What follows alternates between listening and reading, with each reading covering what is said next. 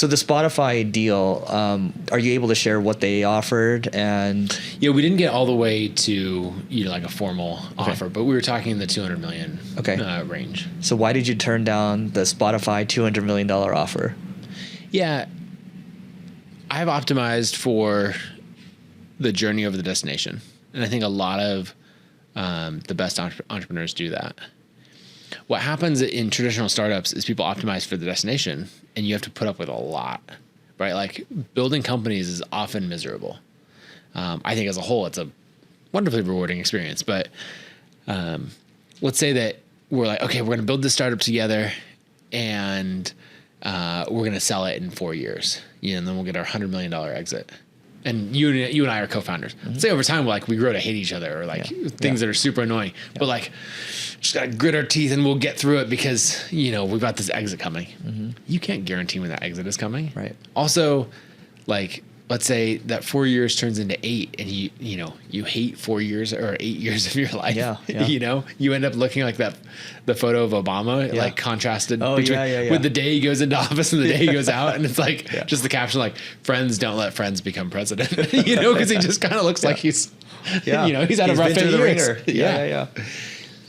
And so that's optimizing for the destination where you'll put up with a lot. That director of sales that is really hard to work with, but they're good at their job, you put up with that.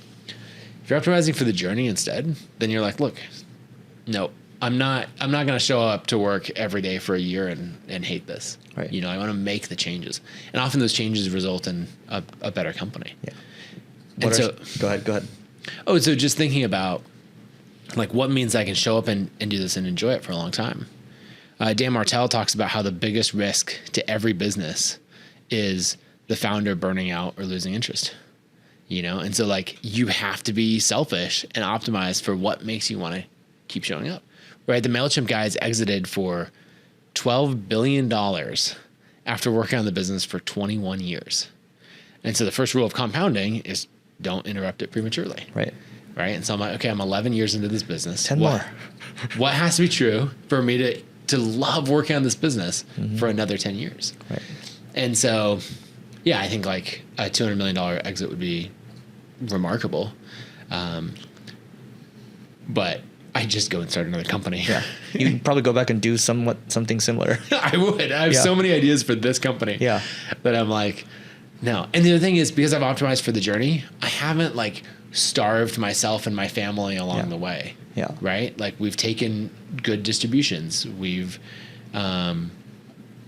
retired our parents, all of we live on a farm that I thoroughly enjoy. I spend plenty of time with my kids. Yeah. It's just everyone wants to go black or white, and there's just a whole lot of really lovely gray in the middle.